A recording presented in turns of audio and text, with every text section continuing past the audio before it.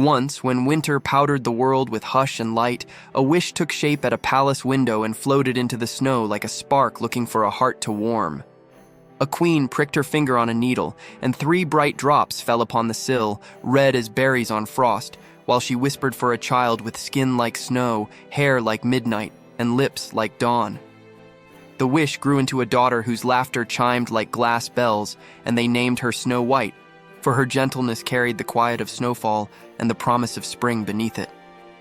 Joy warmed the halls until the queen's candle dimmed and went out, and the king, heavy with sorrow, sealed his grief behind duties and doors that kept the wind from asking questions.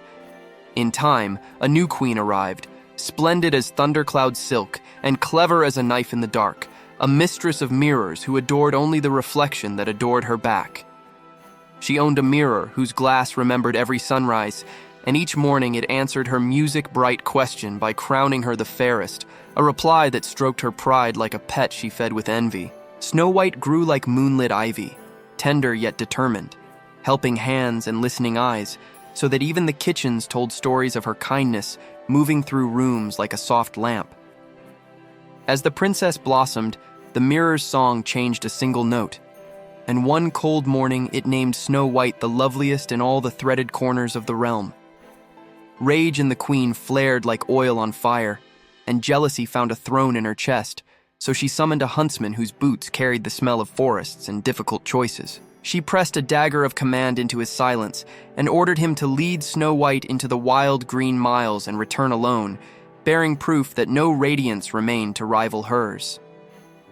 The huntsman walked with Snow White beneath cathedral pines and moth-soft shadows, but when he raised his courage to the terrible deed, it collapsed like wet ash, and he begged her to run for her life. Snow White fled, stumbling into the forest, where branches seemed to breathe and roots to murmur, and fear galloped beside her until the trees remembered their gentler names and slowed her heartbeat. Small creatures, deer with lantern eyes, rabbits like dropped moons, and birds stitching the air, came near her shivers, their shy nearness mending the torn places in her courage as twilight tugged a blue shawl over the sky. Among moss and fern, she found a cottage no taller than a giant's smile, with 7 chairs like punctuation marks and 7 bowls waiting for the sentence of supper to begin. Inside, everything was carefully small yet earnestly made, a home arranged with honest hands, though dusty with absence, and Snow White tidied the crumbs of days until the room exhaled again. She brewed a humble stew and folded warmth into it with a wooden spoon, then yawned like a door in old hinges and curled upon a bed that fit like a story told just right. Night tested the cottage walls with woodland noises until footsteps at the threshold rang, and 7 miners with stars in their lamps and earth under their nails stepped into their own surprise. The little men spoke in whispers shaped by mountains, and their eyes opened wider than lanterns when they saw the sleeping stranger whose hair pooled like ink and whose breathing steadied the room. They circled the bed with the care of clockmakers, and when morning pooled like honey on the windowsill, Snow White woke to find 7 pairs of wonder weighing the air beside her. She told them of a mirror that could not love, of a queen who could not share, and of a man who had chosen mercy over orders, and the cottage listened with the certainty of wood. One by one, the miners set down their fears like pickaxes at closing bell and promised her shelter and fellowship, asking only that she keep safe and keep cheer in the hearth. Snow White agreed with gratitude that brightened corners, vowing to polish pots until they sang back to the fire, to mend socks with neat moons of thread, and to season the days with song. Weeks braided themselves into comfort, the cottage purring with work and laughter, while above them the mountains wore crowns of weather, and the forest learned the rhythms of a princess learning to be small and brave. Yet envy does not sleep, and far away the queen faced her mirror whose patience sharpened like a knife, and she asked again for the name of the fairest soul alive. The glass, which could not lie and would not flatter, spoke of Snow White living safely beyond the hill-bent horizon with companions whose loyalty glowed like iron in a forge.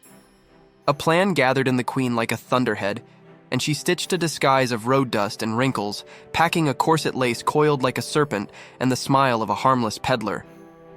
At the cottage door, she praised Snow White's glowing waist and offered a gift of new laces, and when Trust opened the latch, those laces drew tight as grudges until breath slipped thin as thread. The seven returned with the day's cobalt on their boots, cut the strangling knots with quick, angry fingers, and called her back to the world, scolding the door as if it had been the villain. They warned her like bells warn ships, to open to no stranger, however sweet their tongue, for sweetness can be a net woven by hands that never learned how to cradle. The queen's rage doubled upon itself, and spun a second deceit, combing poison through the teeth of an ebony comb and masking her malice with the harmless chatter of a traveling merchant.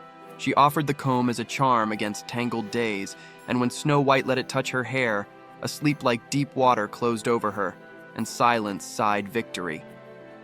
Again the seven burst in with hearts hammering, drew the comb from her midnight hair, held her face to the wind's cold questions, and cheered when color returned like sunrise climbing a hill.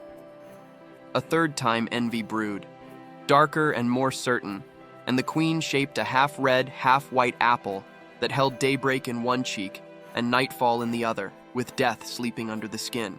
She hid beneath a farmer's scarf and offered the apple in neighborly tones, biting the pale side herself while urging Snow White toward the rosy half, where danger curled invisible as breath.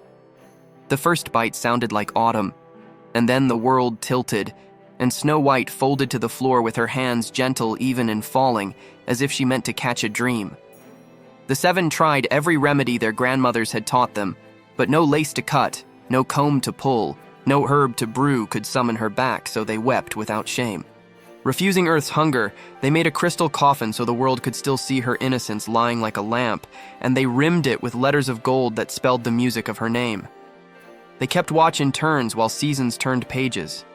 Snow wrote its quiet grammar, spring corrected it with wildflowers, summer underlined everything in green, and autumn pressed the day between russet leaves. One day, a prince riding nowhere in particular followed a rumor of a girl who slept like a church at midnight, and his curiosity tugged him along the path like a hand. He stood before the crystal and forgot to breathe, for the hush around her taught his heart a new word. And that word was a vow he had not known he was carrying. He asked, with respect shaped like a bow, to keep the coffin where he might honor her constancy, promising to be its careful pilgrim and to number his days by the light of her example. The miners, who knew sincerity when it rang, nodded through their tears, and so the prince's men lifted the bier gently, as if moving a story that would bruise if handled roughly. On the slope of a hill, a root reached up like a question, and the bearers stumbled, and the coffin jolted, and a piece of wicked apple leapt from Snow White's throat as if expelled by dawn. Breath poured into her like rain into a long-closed cistern, and her eyes opened into the present, where faces she did not know were bright with relief, and faces she loved were wet with laughter. The prince dropped to one knee, not from triumph, but from gratitude, and he thanked every wind that had carried him there, asking if she would walk beside him wherever kindness needed a champion.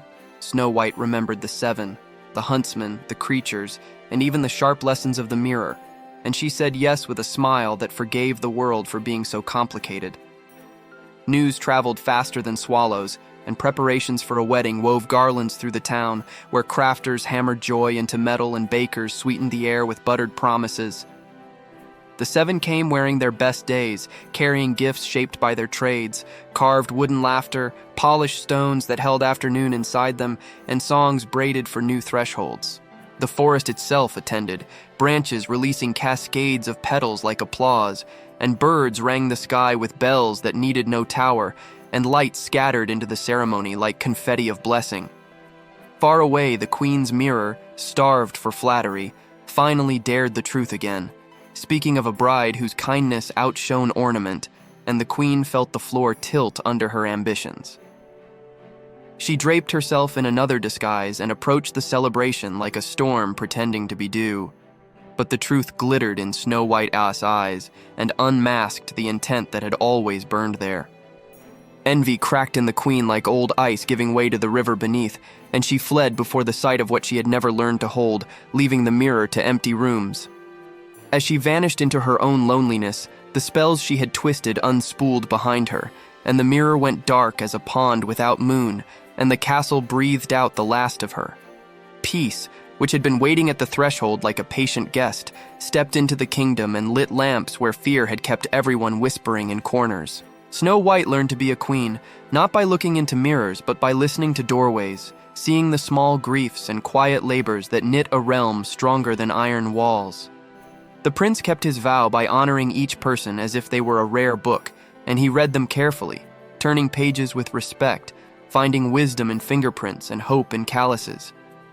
The seven returned to their mountain songs and sparkling tunnels, their cottage always set for one more plate should fortune send a traveler who needed soup and a story. The forest kept its promises, showing safe paths to the lost, and borrowing sunlight for those who had none, while the animals remembered the girl who had once cried and then smiled. The world's mirror, polished by mercy rather than flattery, showed faces more clearly, and people saw in themselves the bravery they had admired in tales, and they practiced it quietly. And if you walk that way at dusk when the hills are blue and the lamps are gold, you may hear laughter braided with birdsong, telling how kind hearts learn to outshine every shadow.